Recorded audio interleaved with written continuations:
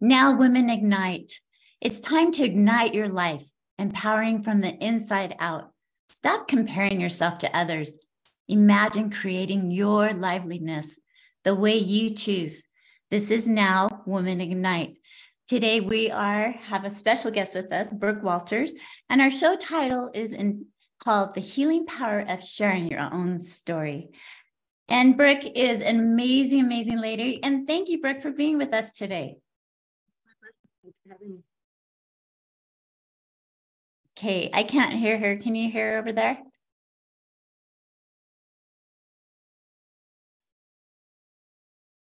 Can you try again, Brooke? It's my pleasure. There you go. All right, sorry about that. You know what? It happens. We love our Zoom, but every now and then we have hiccups. So we will continue on. So there you go. Brooke, I am so excited to have you here with us today. And before we Karen, start each one moment. Okay. We're actually going to start you over just because of the audio issue right there. Okay. Where do you want me to start at? From the beginning? Yes, please. Okay. All right. So count me back down. I love this, you guys. All right. 4, 3, 2.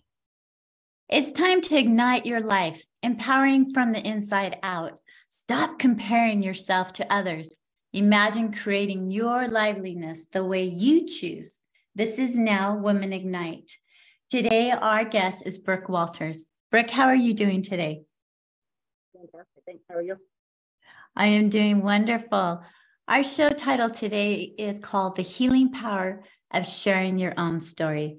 And I love the fact that Brooke is here today to share her powerful story with all of us. Each of us have a story. Have you ever felt alone or in adversity?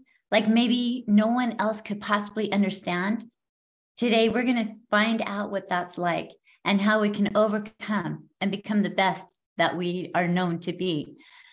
Brooke, as we start today, I would love you to join with me because every episode, I have a time where we just ground.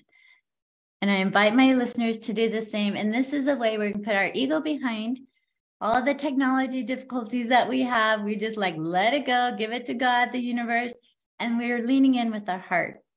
So listeners, and cross your legs, get comfortable in your seat. And I invite you to close your eyes. As we do so, just take a deep breath in through your nose and out through your mouth. Another deep breath in and out through your mouth. And one more deep breath in through your nose and out through your mouth. And now, putting your hands around your shoulders, like you give yourself a big hug, repeating this phrase, I am worthy of my love, 3 times to yourself. I am worthy of my love. I am worthy of my love. I am worthy of my love. Another deep breath in and releasing. And tapping on your chest 3 times, repeating the word accept, accept, accept, accept. Another deep breath in and releasing. Listeners, thank you for doing this with us.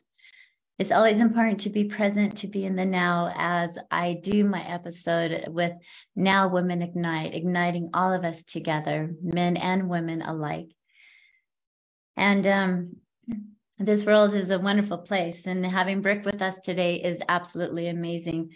And Brooke, you're new to me, and I'm so excited to have you on this podcast today. Tell us a little bit about who Brooke is. Oh, that's a good question, a big question. Who I am? Well, right now, I am a mother of 5 kids, and I am a writer, and I get to stay home with my kids during the day, and I love that. But kind of, I guess that's me today, but where I got to how I am today is maybe more of why you want me on your show today. So I am, I was an Army wife years ago, 15 years ago. I married this boy, so cute. And he had the best ears that just stuck out just a little bit. And he was such a good guy. And he was a physician assistant in the Army. And we met and got married right at the time that he was that he received his commission into the Army, and we moved together to Fort Lewis, Washington.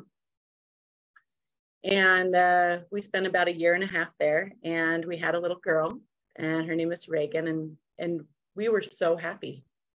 I felt like I was living the dream, everything I ever wanted, truly. And then 5 weeks after she was born, he was deployed to Afghanistan. And so he was a physician assistant. So he was the medical provider for the battalion there. And 5 weeks after he left, I had my little 2-month-old baby. And one day I was feeding her and I heard this knock at the door. And I hopped up to see who it was. And as I approached the door, I could see through the glass on the side of the door, these 2 soldiers that were in their dress green uniforms. And I thought, that's weird. I wonder why they're here. If they're just doing like a family checkup on, wives that have been left behind or something. And I opened the door and I noticed that immediately I felt like something was off. I couldn't put my finger on it. I truly thought they were just there for a visit, but I felt like something was off. And so I invited them in and I invited them to sit down, and I'm holding my newborn baby, and they wouldn't sit down. And I said, go ahead and sit down. And then one of them said, Mrs. Jenkins, we regret to inform you that your husband, Captain Corey Jenkins, is believed to have been killed in action. And it was, I don't think it could have hurt more if someone had swung a baseball bat at my head.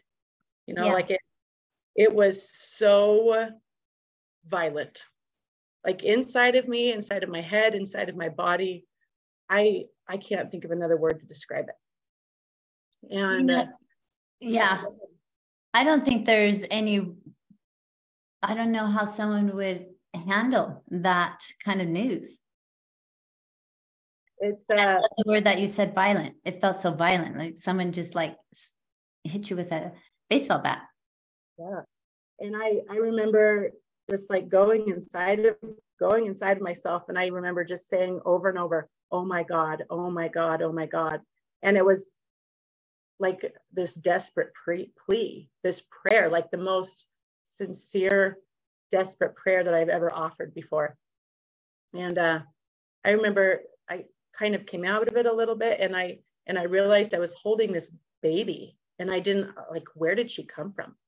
I didn't recognize her. It was a very out of body experience. But then I very quickly had to, it was like the switch went off in my brain, and I recognized my daughter, and I recognized this can't just be about you.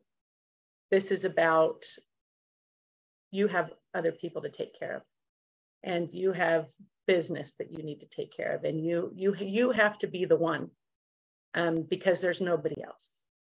And that was a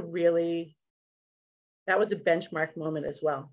Like this, recognizing that it depends on me, and that I have to be the strong one because people rely on me. So Brooke, let's walk through maybe just a little bit with our listeners. And what were the steps? Like there's a lot of planning, a lot that needs to go on through loss. And especially when it's your partner, the love of your life, how did you go through? How did you figure it out? Like you said, you kind of like realize you're the only one that can take care of this now. You know what? You're right. There are so many steps to loss. And I remember right after right after he said that, it is believed that your husband has been killed. And I latched onto those words, it is believed. And I thought, so you're just guessing? So there's a chance that this isn't true? Like, how rude of you to come into my house and throw this like possibility, but not necessarily truth at me. And I was really like, and I instantly went to bargaining mode. And like this, okay, so you're telling me that there's a possibility, like what kind of a possibility are we talking here? And I was almost like in a fight, in a debate with this poor kid. He didn't know that he had signed up for this job when he first went into the Army. He's this 22-year-old kid, and I'm trying to debate him to figure out the truth here. And he says, I'm sorry, ma'am, there's poor wording. There's no possibility. He's gone. And I discovered that he was on a goodwill mission, and there was a cholera outbreak in a neighboring village, and they wanted the medical provider from their battalion to go over and to administer aid and to administer medication to this cholera outbreak in this third world country. And so he went there to serve, and he went there to help. And then on the way back, someone had watched their convoy and placed a bomb underneath this culvert in the road, so that when they drove over it, it detonated, and it blew up. This improvised explosive device blew up, and it rocked there. It's called a striker. It looks kind of like a tank. Mm-hmm. And there were 6 men inside, and 4 of them died. And all 4 of them had infants. 3 of them newborns. And so learning all of these things, I went from bargaining also to anger. Mm-hmm. And there was so much anger there that someone could just make that choice, and it was fine. I'll make that choice for my family and for all of these other families, because there were 4 of us, and then there was nothing we could do about it. And so it was interesting. I'd always heard about these steps of grief and the steps of moving through loss, but it was like a textbook almost. Not that anybody's grief can be tracked like a textbook, but it was to see all of those things manifest in my life was really, really interesting, because I'm fascinated by the way people's brains work, and I'm fascinated by human response to situations. And it was interesting to watch it in myself, that it's true. Like, you cannot escape that process. There's no going around grief. You can't like circumvent it and escape certain parts of it. It is what it is.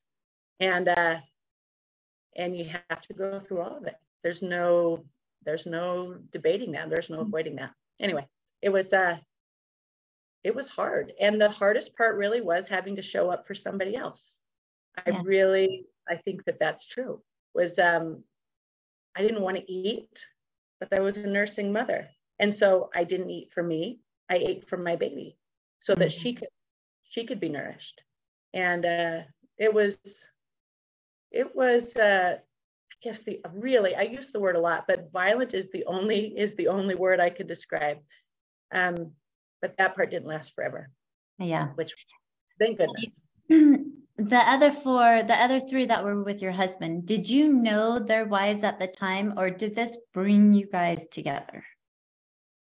That is such a good question. So, one of the wives I did know. I had kind of an acquaintance relationship with her. Mm-hmm. And we pretty immediately reached out to each other. But about 3 or 4 weeks after they passed away, I got this phone call from a woman, and I thought it was another reporter calling. There was a lot of news coverage and that kind of thing. It was a number I didn't recognize, and I didn't want to deal with it. Yeah. But I got this phone call, and I decided to answer it. And this woman answered, and she said, "Hi, my name is Lisa Hallett." And I racked my brain. I thought, Lisa Hallett, how do I know that name? And then I realized Hallett was the name. Captain John Hallett was the commander of that striker, of that mission that they went on, that goodwill mission, and that he was one of the ones that had passed away. And she reached out to me, And she basically just said, you know, do you want to do dinner? I figure we've got a lot in common. And and I was really grateful for that. And so we set up a dinner appointment and I went to her house, and it was amazing to me that, so not only did she have a newborn that was even younger than mine, when her husband passed, her baby was 3 weeks old, born after her husband had left. She also had a 2-year-old and a 3-year-old. And I watched somebody else's struggle that was, if it's possible, even harder than my own. And I would sit and talk with her, and I would look in her eyes, and I would see myself. Mm-hmm. And that was jarring and really comforting at the same time. It was jarring because what I saw was horrifying. It was really uncomfortable, and to recognize that I looked the same way. But it was really comforting because I felt like I was the only one, that there was nobody else like me out there. And so she would sit and talk, and she would say things like, she would refer to her husband in the present tense. She would ask things like, you know, how does your husband dress? How does Corey dress? Or how does he respond to this kind of thing? And she would always use the present tense. Wow. And I thought, I feel the same way. I could see myself in her, and everybody else would talk about him in the past tense. And that was so ugly and uncomfortable for me, but she knew. And so we were bonded together instantly. And I sent her a text last night, and now we're just chatting back and forth about ridiculous things about our 17-year-olds and how they're behaving. But we are bonded together forever, because there's something there that we share that other people just won't ever really be able to wrap their minds around. Right. So what year was this when he passed? 2009, August 25th, 2009. Okay. And so since then you have been friends with, tell me her name again. Lisa. Her name's Lisa. Lisa. Yeah, Lisa. And is she local then? She lives in Seattle. Well, not Seattle, Tacoma. And I live in Utah right now. So, but she came to Utah to run a race a couple of months ago, and she stayed in my house. And so we try to take the opportunity to see each other every year or two. And we are back and forth on the phone and text. And it's amazing. Even though we're separated by probably 1,200 miles, there's still that connection there. Yeah. And I think that's very powerful. I love the fact that you were aware and recognized yourself in her. Yes. Like, to me, that is very powerful. Where a lot of times we think we're not that, like maybe we're worse off or not as bad. And you were sitting there, and I'm sure you're like going, oh my gosh, I got one child, she's got 3. It doesn't make it any easier or harder. It's just, it is what it is. And your life right now during that time was extraordinary, and it was difficult, but knowing that you weren't alone. Do you, for those people, I know there's many listeners listening that have lost loved ones, that have endured, to me, there's all sorts of loss, right? I lost my daughter when she was 18 suddenly. And my parents and my brother within months of each other in 2021. So loss is all around us. And whether it's in losing a loved one, or loss of a job, or loss in divorce, or any sort of loss, what words would you tell people? How did you get through that time? You hit on such a good point, because this is something that I recognized pretty early on, this fact that grief is just a human experience, and it doesn't have to be the loss of somebody that you love, all on unrealized expectations. Like, it starts from the time that we are 1 or 2 years old and we want something and we don't get it. We have this expectation that we'll get to go to the park, and then that is dashed and then you throw a fit. Or you get to be a little older and you're 7 years old and you have this expectation that you'll have your close friend with you all the time, and then they move to another state. And you grieve over that because it's an unrealized expectation. And then you get to be 20 and you're dating somebody and you have all of these visions wrapped up in, what your life might be with this person. And then the relationship ends and there's grief there. Or you didn't get into the school that you wanted to get into. Mm-hmm. Or your marriage was ended, or you lost your spouse, or, unrealized expectations it might be the most universal experience. And it hurts. It hurts really bad. Mm-hmm. But early on, I recognized that, like you said, I could see myself in her, but that even though everybody else out there couldn't relate to my exact experience, because it's a fairly unique experience, they could relate to unrealized expectations and they could relate to grief.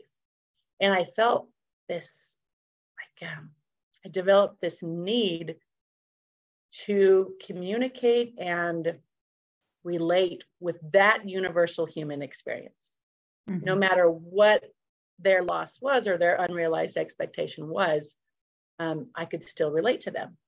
And so I thought, I've always been, not always, in my adult life, I've been one who likes to write down my feelings.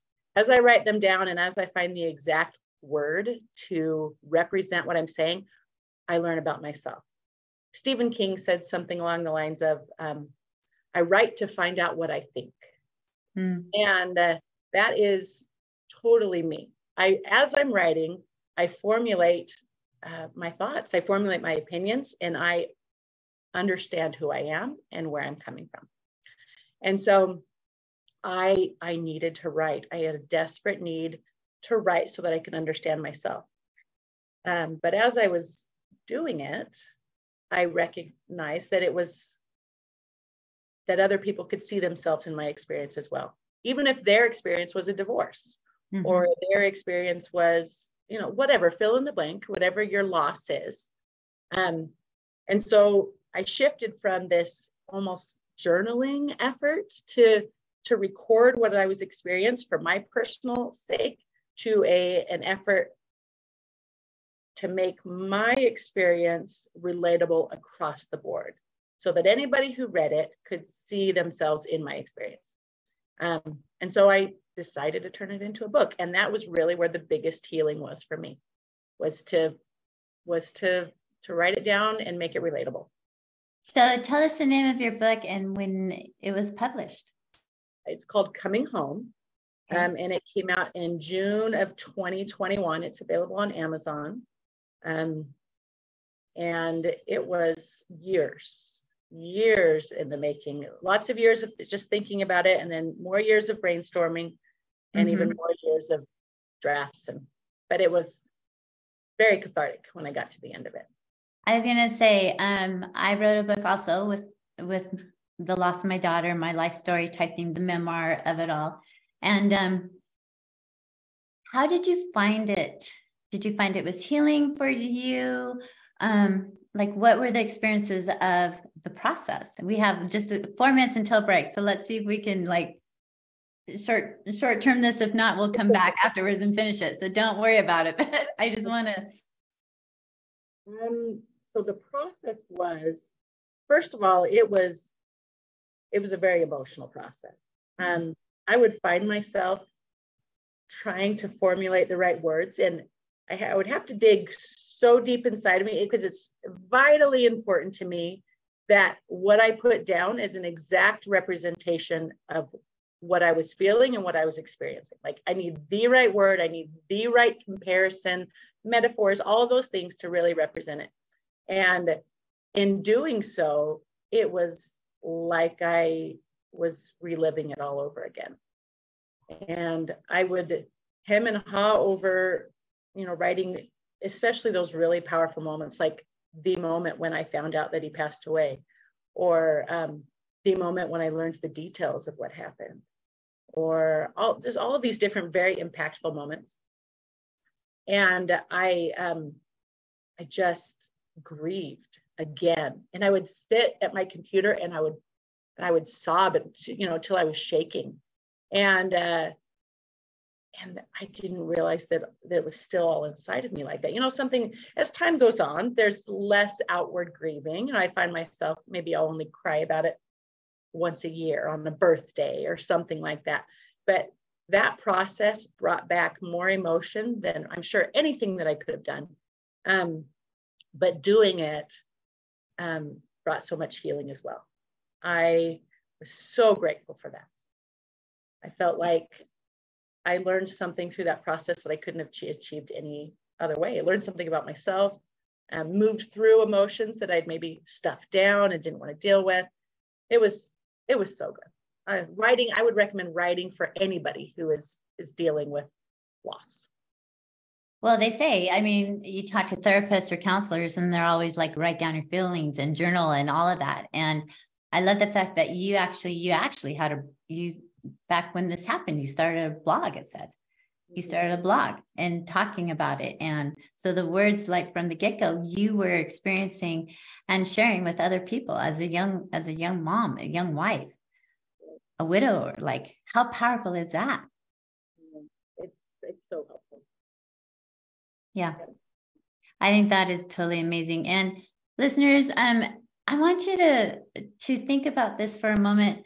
The importance of writing, the importance of feeling who you are, feeling your emotions, and be able to write them and express them in words. And I think a lot of times it gives us permission to let go, give us permission to feel. It gives us permission to be who we truly are. I believe in society, we're not taught to have emotions. We're taught to bury our emotions. And like you said, Crystal, Brooke, that you were kind of like, oh my gosh, like, here we go. Like, emotions started to come up and forward.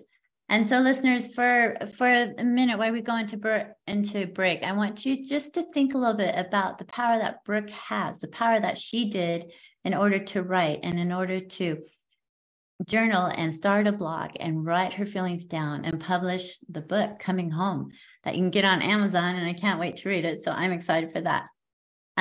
Listeners, we're going into break and we'll be right back after this message. All right, we are all clear on that. We go ahead and save that first session for us. Okay, thank you. I just called you Crystal. I don't know why. Hey, Crystal, you can call me whatever you want. I'm looking at crystals in my room and I'm like going, oh, I have crystals all over my room. Oh, crystals.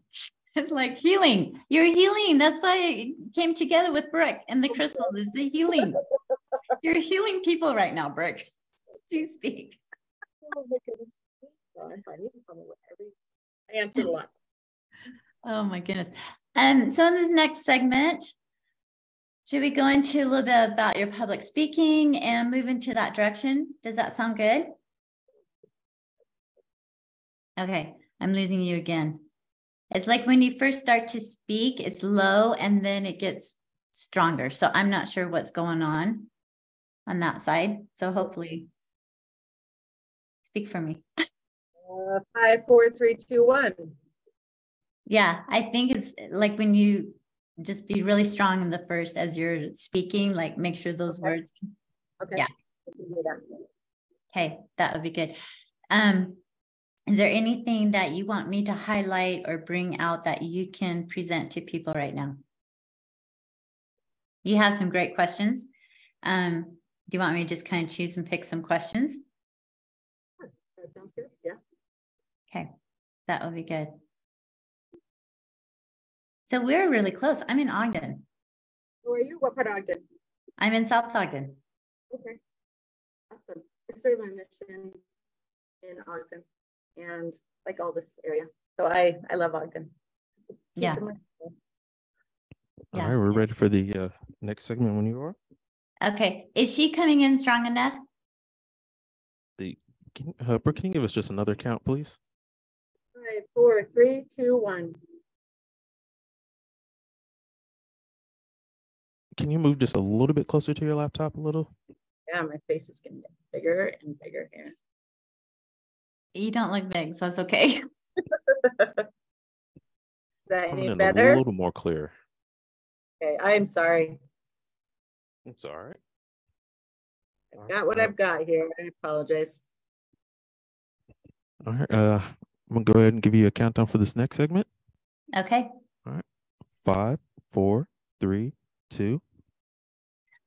Listeners, welcome back to Now Women Ignite. We have had the privilege of the first part of the show to listen and share some stories with Brooke Walters. Brooke is here sharing about her life journey as a young mom with a little 2-month-old losing her husband, and tragically. And so during that time of her loss, what she was able to do by helping other people. There's something I want to jump into, Brooke, really quick, and I'm going to kind of throw you, because I didn't tell you about this. So here we go. Affirmations has been a very powerful tool in my life. And I think affirmation, whether we realize it or not, we are what we think and we become what we think. And you went through a time in your life where you go through the grief process, but being able to come up and to move forward and to bring that light and healing to other people through your book. You've done amazing with it. Each episode, I like to share an affirmation with my listeners. And so I have a deck of cards, my own personal affirmation cards. They're called the Now cards. And I always just shuffle them up, whatever pops out, pops out. I never look at the card. And so it's a surprise to me and a surprise for my guests. And as I read it, I would love you to share with the listeners what pops into your mind. Okay, sure. Fair enough. You ready for this? So the affirmation is, if I saw myself the way God sees me, I would smile. How does that? Yeah, isn't that kind of cool? Like, how does that make you feel? What are your thoughts? If I saw myself the way God sees me, I would smile. You know what I think? That is one gift that I know that I received through all the difficult experiences that I've had to go through. And I really feel like it is a gift, because I like affirmations as well. And there are times that I've found myself, standing in front of the mirror and just repeating things over and over to try and convince myself that I'm strong enough to do what it is that I need to do. Mm-hmm. But through this whole process, I'm going to share an experience with you, actually. Hey, I love it. Thank you. Something just came to mind. Okay, so my little girl, she was, again, 2 months old when my husband passed away. So she does her well checks every, 3 months before they're a year old. I take her into the doctor. And when she was 9 months old, I took her into a well check, and she needed some vaccinations. And I am deathly afraid of needles.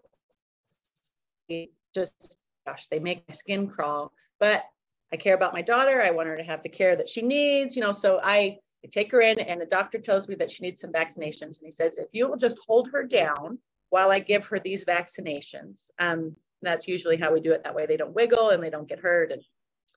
And so he laid her on the table, and I was to hold her kind of her head, and they pinned her legs down, and they were going to give her 3 different shots in her legs. And I've got my face kind of over hers, and I know it's going to hurt, so I'm just trying to distract her a little bit, and the shots go in, and she just bucks and she screams. She's just so irritated and upset that she's being hurt. And I'm standing over her, and I'm cradling her head, and I feel guilty, because I'm a mom. We feel guilty. And I feel sad that she's hurt. And I, just keep whispering her, you can do it. You're almost done. It hurts, but this is, this is necessary. I don't think I said that, but this is what I'm thinking, Yeah. And I'm trying to reassure her. And I'm feeling so much like empathy for her. And I'm in her experience, and I'm in her pain, and I'm trying to comfort her every way that I can. And so finally it's done, it takes 5 seconds and she's still screaming. And I haul her out of the doctor and I grab one of the suckers from the front desk and I throw it in her mouth and a car and we start driving home. And within a couple of minutes, she's asleep in the backseat. And I look in my rearview mirror and I can see her sleeping back there. And then I hear this voice say, the way that you feel about her in this experience is the way that I feel about you in your experience. And I just had this moment where he taught me that, sometimes there are vaccinations that you have to get as an adult that are these really uncomfortable life experiences. These things that happen that really they just have to happen. They have to happen. It's an experience of a mortal world and we can't avoid them. And God lets them happen, but he also is the one that's standing over us, holding our hands, cradling our heads, whispering how much he loves us and how strong he thinks we are and that we can do it and that it's going to be okay. And he would be lacking if he didn't let those experiences happen. Right. Like he recognizes that the growth that comes from that pain or the protection or, whatever it might be, and that he lets it happen because he wants us to be the best that we can be. And because we live in this world and sometimes there's just not a lot you can do about it. But I felt so much empathy for her and pain, but also support. And I recognize that God feels the exact same way for me. As I'm kicking and screaming and, throwing a fit through whatever it is that I'm going through, he looks at me and he just thinks, I'm doing this for you and you're going to be okay. And you're big enough, you're strong enough, you can do it. And I want you to be even better than you are and even stronger than you are. So just stick with me and we'll get there together. And I was so grateful for that experience to feel like I could see my daughter the way that he sees me and have an experience where I could recognize the way that he operates for me. And it was really powerful. And then going forward in my life, every time there's a hard thing that comes up, I remember that. I remember the way that he looks at me and the way that he just wants me to succeed and he wants me to be stronger. And so sometimes there's those pesky vaccinations that come as we get stronger. I love that. I appreciate you sharing that story. Listeners, remember the affirmation. If I saw myself the way God sees me, I would smile. And I love the story because I do relate with that so much. There's times in your life where you don't know how you made it through when you look back, but that's when God has carried you, Christ has carried you, whatever your beliefs are, the angels, whatever they are, they have carried you through that to make you stronger. And I think I love the fact that you talk about your daughter and the vaccination because we all have those times. And as a parent, I've always thought about how important it is to love unconditionally your kids the way God loves us and allow them to experience life, make their choices, know that they're loved and supported. You're not going to condemn them, but you're there to be with them side by side because each of them have to go through their adventures. I call them adventures, the ups and downs of life. And that's how we learn and grow. I have there's a lot going on with labels and expectations. And I know in life, there's been labels that have been placed on me that I haven't really liked, but I allowed to happen until I became aware and kind of woke up and decided, I'm not that label. I'm not that person. I'm evolving and growing. Do you have any labels or things that are not like your favorite that maybe have been placed on you, Brooke? That's a really good question. Now, are we talking about labels that we feel like that have been placed on us that we don't necessarily feel are accurate, or ones that maybe we can see are accurate and we decide that we need to move past or through those onto something better?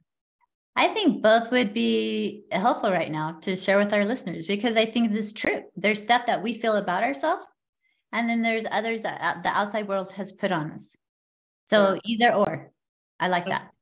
I guess the first one that comes to mind is probably one that is true. And I've received this label, and then I could see it in myself, and I thought, I don't like that. Like I can be better than that. Okay. And that label is, I'm a go-getter. Like I'm a task-oriented, you can do it, pull yourselves by your bootstraps, get it done kind of person. Like I'm a doer. And my whole life, really, I've had to be the one that is the strong one. And but as a result of that, I can kind of go into a task before people mentality, like putting a get it done mentality over the relationships that are around me, or maybe, just plow through people in order to make it happen a little bit, because it's got to be done. So we just need to do it. I've had, people in my life say to me, this is who you are, or this is what I recognize in you. And at first, that really hurts. Are you serious? Is that who I am? Is that what I do? And I hated that label, because I like that skill that I have of getting things done. But what I want to be known for more than anything is my ability to love people and to connect to people. What are we if we're not connected and loving to people? Mm-hmm. And so it felt super ugly to me. Like I hated that idea. And so I have had to take a good look at myself and kind of this maybe bit of a label, a name tag that I have for myself, like the cutthroat, get it done kind of gal, and recognize that I don't have to be that way. I can be a doer and still be gentle, and be careful with the people that are around me. And so that has been a never-ending process for me of like just slowing down through the difficult, or slowing down through the task, and recognizing that there are personalities around me, that there are souls around me that still need love, that still need support, and that still need me to speak gently to them. And so that's probably will be a never-ending process for me. I love the fact that you're aware with that. And you also, there's something that happened a couple of years ago that you had to fight through, that maybe having that little bit of, I'm going to get through this, helped you. Will you share with the listeners what you went through? Yeah. So one of the first things that I noticed from this experience was I was in the middle of writing my book, and I was typing away at my laptop every day. And I noticed that my fingers were starting to go numb.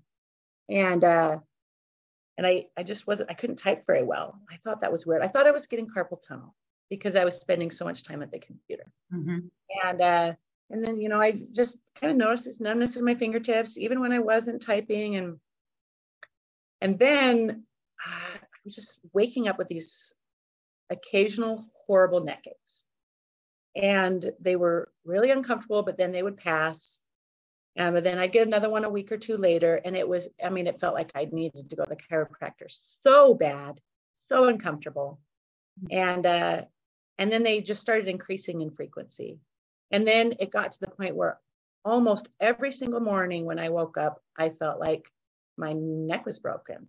And then the numbness started spreading, and it spread into my arms, and then it spread into my shoulders, and then down my back, and it spread into my legs. And I was a very physical person. I ran marathons, and I tripped over my feet all the time. And I got to be where I shuffled when I walked, and I tried to pick up my babies, and I struggled to pick up my 2-year-old. And I was terrified. But I went through the whole medical process, all of the, different specialists and things, and trying to figure out what it is. And then finally I went to somebody that I knew because I felt like they would have some accountability for me. Mm-hmm. And he ordered in some special MRI for me, and I got it done. And I remember I went into his office and he said, we've got your scan back and you have a mass in your spinal cord. And I've got to tell you, so I have remarried. Mm-hmm. I remarried 2.5 years after my husband died. His name is Ryan. He's wonderful. But before me, he was married to a woman who died from a brain tumor. And she died right about the same time that my husband died. Mm. And so as I'm sitting in this doctor's office, I'm by myself, but he's telling me, you have cancer in your spinal cord. The first thing I'm thinking is, there is no way I can tell my husband this. I can't do it. I know I have to, but he's already buried one wife from cancer.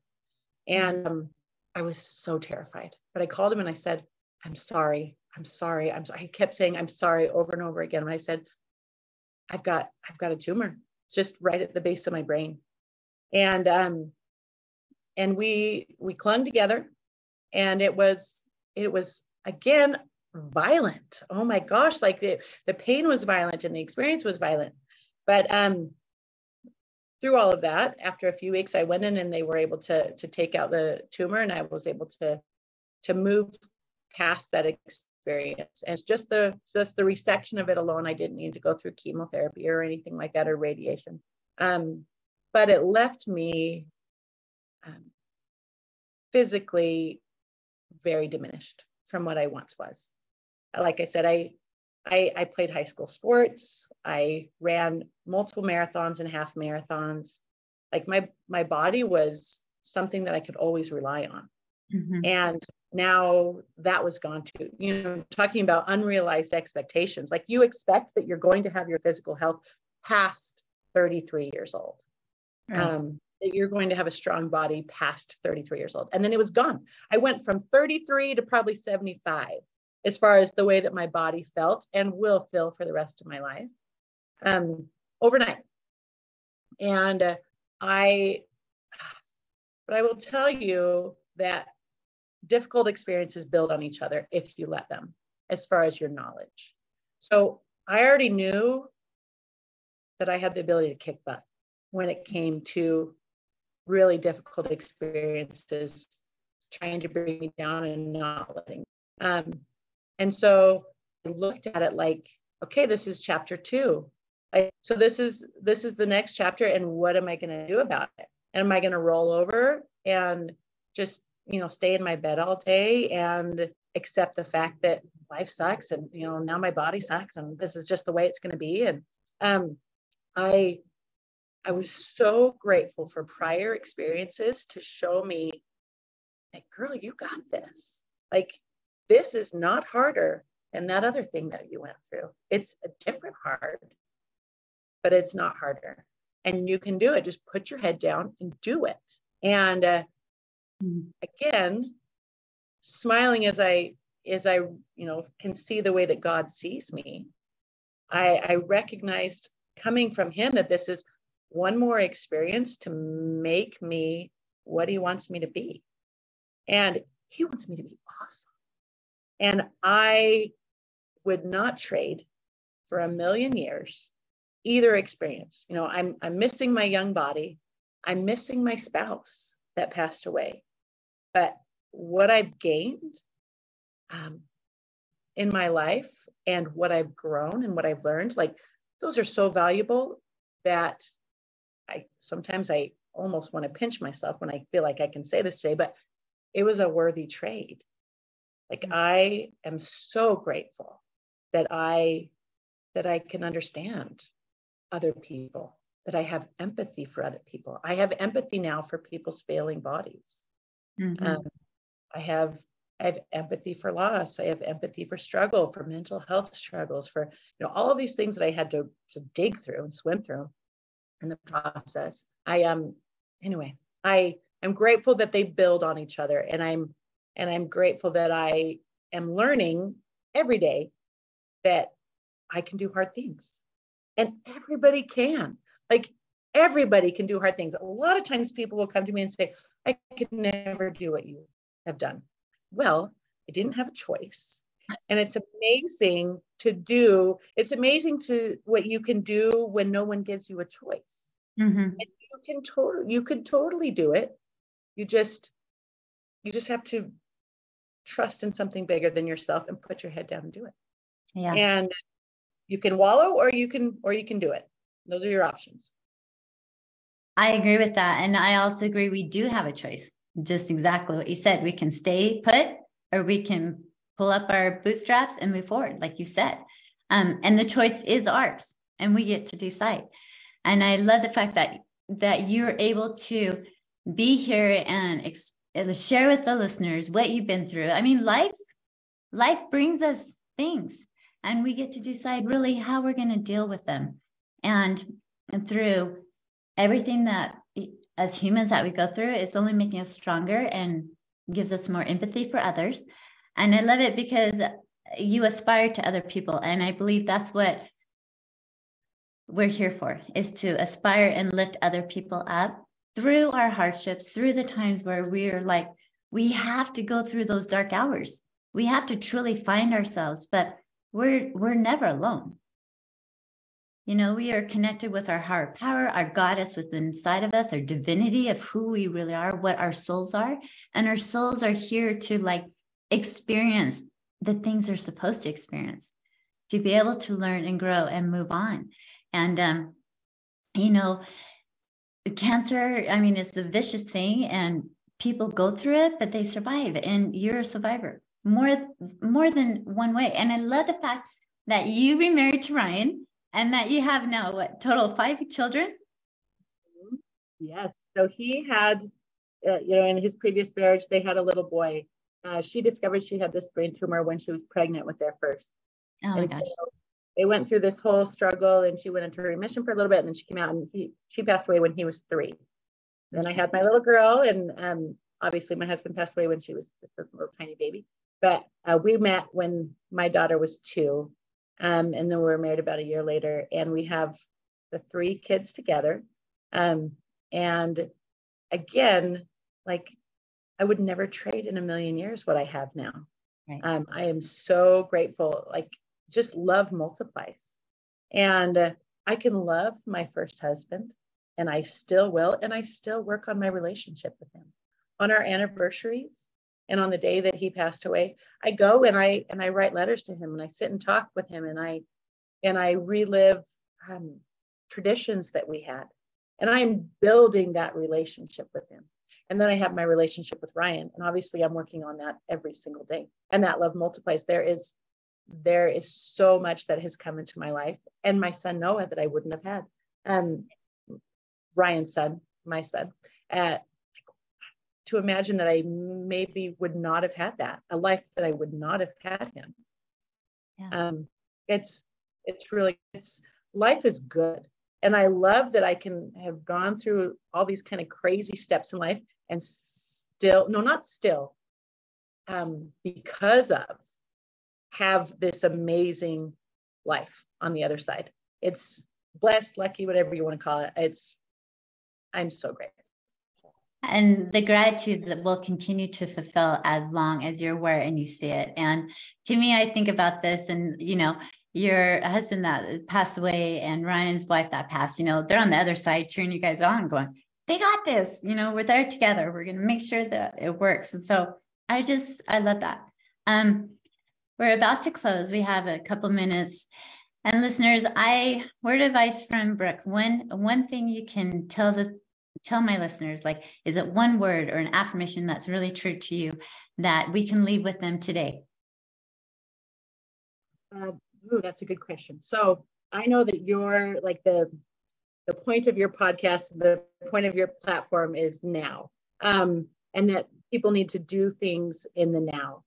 But I have this little phrase, and I hope it doesn't counter that, but it's a different way to look at it. Okay. And that is that now is not forever. And, I had this moment. I was sitting in rehab after they took my cancer out. And I was like so hopeless and so discouraged at what I was dealing with. And I just had this thought come into my head.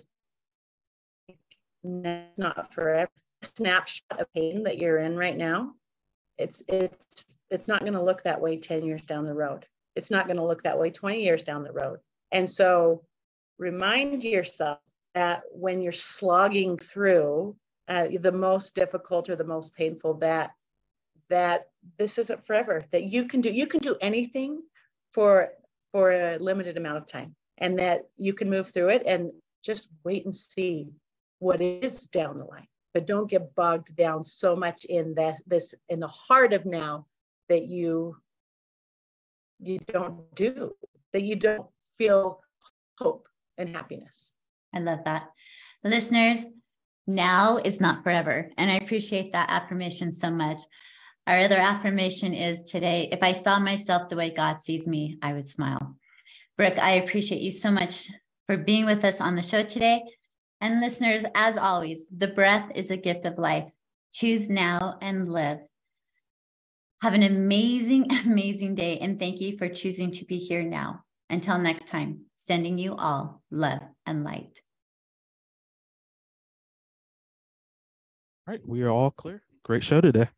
Hey, thank you. No problem. Thank you so much for that opportunity. That was so fun. I really appreciate it. You have a great rest of your week. Okay, thank you. Thank you.